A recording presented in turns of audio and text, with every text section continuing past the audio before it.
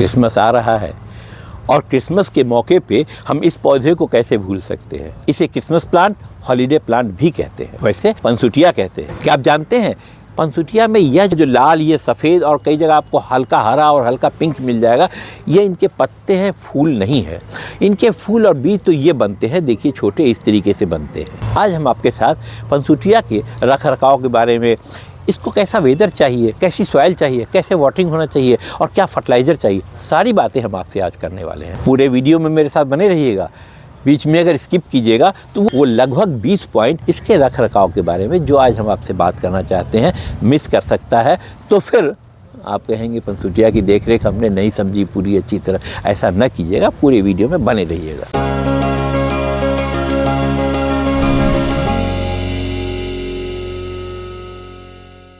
नमस्कार, मैं तरुण Chopra, going green से। ये इतने प्यारे से गमले किसका मन नहीं मोह लेंगे। इनकी ये पत्तियां हैं दरअसल जो फूलों की तरह लगती है देखने में। नीचे पत्तियां हरी हैं, ऊपर से लाल है, इस तरीके से सफ़ेद भी है, क्रीम कलर भी मिल जाता है, कहीं कहीं थोड़ा हल्का हल्का येलोइश और ग्रीनिश भी मिल जाता है।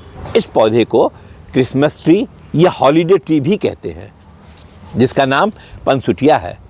इस पौधे का बॉटेनिकल नेम यूफोर्बिया पुलचेरिमा है। सर्वप्रथम तो बात करें इस पौधे का क्लाइमेट, यह हमें अक्टूबर नवंबर से लेकर के मार्च तक नर्सरियों में ज़्यादा नज़र आता है। ऐसा नहीं है कि ये केवल सर्दियों का पौधा है, बस इसके लिए ये टेम्परेचर अनुकूल है, इसलिए इस टेम्परेचर में नर्सरियों में ज़्यादा नज़र आता है, ताकि ये पौधे मरे न, उनके लाने पर आप तक सुरक्षित पहुंच जाए। 15 डिग्री से लेकर के 25 डिग्री के टेम्परेचर में यह पौधा बहुत अच्छा चलता है। इससे अगर ज़्यादा ठंडक होगी या ज़्यादा गर्म होगी तो पौधे को नहीं सूट करता है। तो इस बात का विशेष ध्यान। अगर आप कहीं ऐसी जगह रहते हैं जहां का टेम्परेचर 15 से 25 डिग्री के बीच होता है, तो साल के किसी भी माह में आप इसे अच्छी तरह ग्रोथ कर सकते हैं। यह पौधा इंडोर में भी बहुत अच्छा चलता है, लेकिन शेड वाली ब्राइट लाइट इसको मिलती रहनी चाहिए। बिल्कुल डार्क हो जाएगा तो नहीं अच्छा लगता है, और बिल्कुल तपती धूप में इसे रख देंगे, जैसा मैंने वातावरण के बारे में बात किया, उसी वातावरण में 15 से 25 डिग्री टेम्परेचर पर अगर ये रहेगा तो ये पौधा अच्छा चलेगा। इस पौधे की ये पत्तियां हैं जो फूलों की तरह लगती है। दरअसल इसके फूल तो इस छोटे छोटे से इस तरीके से आते हैं। मैं आपको और दिखाऊं, ये इस तरीके से छोटे छोटे इसके फूल आते हैं, जो कई बार पीले भी आते हैं। जब इनमें फूल है तो बीज भी होंगे। लेकिन अगर हम इसकी बात करें प्रोपगेशन की, तो कटिंग से ये पौधा बहुत अच्छा, बहुत जल्दी ग्रोथ कर जाता है। नॉर्थ इंडिया में इस तरफ जो ठंडियाँ हो रही हैं, आपने हर नर्सरी में नवंबर से लेकर के जनवरी फरवरी तक धूमधाम से इस प्लांट को सजे हुए देखा होगा, और जो भी नर्सरी में आता है सर्वप्रथम इस पर मोहित हो जाता है और ये पौधा लेके ही जाता है एक दो घर में। अगर हम बात करें कि इस पौधे की सॉइल कैसी होनी चाहिए, इसकी सॉइल वेल ड्रेनेज होनी चाहिए। हम इसमें डालेंगे गार्डन सॉइल। इसकी सॉइल में थोड़ी सी रेत की मात्रा अवश्य होनी चाहिए, और अगर हो सके तो इसकी सॉइल में फर्टिलाइज़र पूरा दे, वर्मी कंपोस्ट, नीम की खाद। इसको इसके सॉइल स्ट्रक्चर जब बनाते हैं तो उसमें इस बात का जरूर ध्यान दें कि यह सब होना ही होना चाहिए। एंटी फंगल पाउडर थोड़ा और एप्सम साल्ट तो कतई आवश्यक ही है, क्योंकि इस पौधे से हमें ये अच्छे अच्छे कलर के पत्ते लेने हैं। इसे मैं पत्ता ही कहूँगा, फूल नहीं है, इसलिए इसके लिए न्यूट्रिशन रिच सॉइल बनाना ही आवश्यक है। अगर बात करें हम इसके पॉट के बारे में, अमूमन आपने देखा होगा जो नर्सरी में आपको मिलता है इस तरीके से मिल जाता है, 6-8 इंच के पॉट में काफ़ी है। इतना बड़ा पॉट ही इसके लिए काफ़ी है, बहुत बड़े पॉट की आवश्यकता नहीं है। यह पौधा मेक्सिको और मध्य अमेरिका का मूल निवासी है। इस पौधे की ये जो पत्तियां हैं, जो फूलों की तरह लाल पीली सफ़ेद लग रही हैं, दरअसल इसे ब्रैकेट्स कहते हैं। इस पौधे को क्रिसमस में भी एक शुभ पौधा माना गया है। जैसे कई लोग एरोकेरिया या क्रिसमस ट्री रखते हैं, इसे भी क्रिसमस प्लांट के नाम से लोग जानते हैं कई जगह, और इसे भी क्रिसमस में घरों में खूब सजाते हैं। इस पौधे में भी हवा को शुद्ध करने का गुण है। जो खराब तत्व होते हैं हवा से, उनको ये पौधा भी एब्जॉर्ब करता है, इनकी पत्तियां एब्जॉर्ब करती हैं।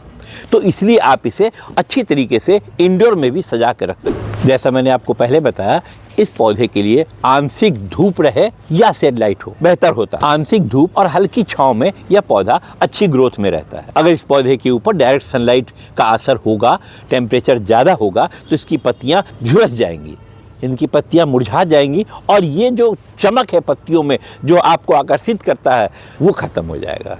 तो डायरेक्ट सनलाइट से इस पौधे को अवश्य बचाएं। अगर हम बात करें इस पौधे में पानी के लिए, कितना पानी चाहिए, बराबर की तरह हाथ से एक उंगली लगा कर इसकी मिट्टी को चेक कर लें। ऊपर का 1 आध इंच अगर मिट्टी सूख रही है तो उसके बाद इसमें अगर पानी डालेंगे तो अच्छा होगा। लेकिन सर्वप्रथम तो पानी आप डालें कम और ज़्यादा ये तो अलग बात है, इस बात का ज़रूर ध्यान रखें कि ड्रेनेज होल इसका बिल्कुल खुला हुआ हो, वो लॉक ना हो गया हो, मिट्टी से या कचरे से बंद ना हो गया हो। अगर ड्रेनेज होल बंद हो जाएगा, पानी इसमें ठहर जाएगा आकर के, तो पौधा मरना ही मरना है। इस बात का विशेष आप ध्यान रखें।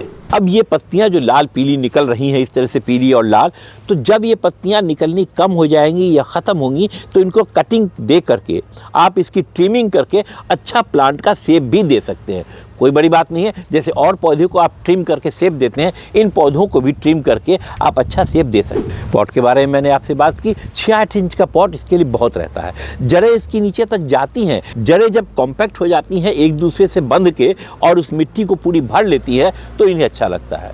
2-4-6 महीने के बाद इसको आप फिर 10-12 इंच के पॉट में ट्रांसफ़र कर सकते हैं। लेकिन जैसा मैंने आपको पहले बताया, सॉइल स्ट्रक्चर का विशेष ध्यान रहे, न्यूट्रिशन रिच सॉइल स्ट्रक्चर इसके लिए बनाएं ताकि ये आपको इसी तरह हंसता खिलता हुआ पौधा नजर आए। कई बार ऐसा होता है कि पत्तियां अपना रंग खो देती हैं, तो इसे ऐसी जगह रख दें जहां बिल्कुल डार्क हो 12-14 घंटे के लिए, फिर थोड़ी सी इसे आप बाहर निकालें। अगर 2-4 दिन आप इस तरह रिपीट करेंगे तो संभावना होती है कि ये पुराने अपने रंगत में आ जाते हैं। इस पौधे की इतनी सारी मैंने खूबियों की बात की, और भी खूबियाँ बहुत हैं, वो भी हम बात करेंगे। लेकिन थोड़ा सा प्रिकॉशन आपको रखना है। यह पौधा बच्चों से और पेट से थोड़ा हटा के रखें। पेट खराब होना, जी मिचलाना या लूज मोशन होना, ऐसा कुछ हो सकता है। इस पौधे की पत्तियों को अगर पेट्स या छोटे बच्चे डायरेक्ट कंज्यूम कर लेते हैं तो ये परेशानियां पेट की हो सकती हैं। इस पौधे का पानी आंखों में लगे तो आंखों में जलन या और परेशानी हो सकती है। अगर हम बात करें इस पौधे की लाइफ साइकिल के बारे में, इस पौधे की लाइफ कई सालों तक है। पौधे जल्दी मरते नहीं हैं अगर आपने दिए गए इंस्ट्रक्शंस के साथ इनका फॉलो किया और पौधे की छोटी सी थोड़ी बहुत देख रेख। जैसे हमारे नॉर्थ इंडिया में मार्च अप्रैल के बाद तेज गर्म आ जाएगा, तो इसे अगर आपके पास अगले साल के लिए बचा कर रखना है तो ध्यान रखें कि ऐसी जगह पे रखें जहाँ पेड़ की छाया आती रहे। अगर आपके गार्डन में ऐसा जगह है तो, या इनकी पत्तियों पर पानी का हल्का छिड़काव करते रहें। बहुत ज़्यादा अगर आजकल शीतकाल में हम पानी का छिड़काव भी पत्तियों पर करते हैं तो पत्तियों को नुकसान हो सकता है।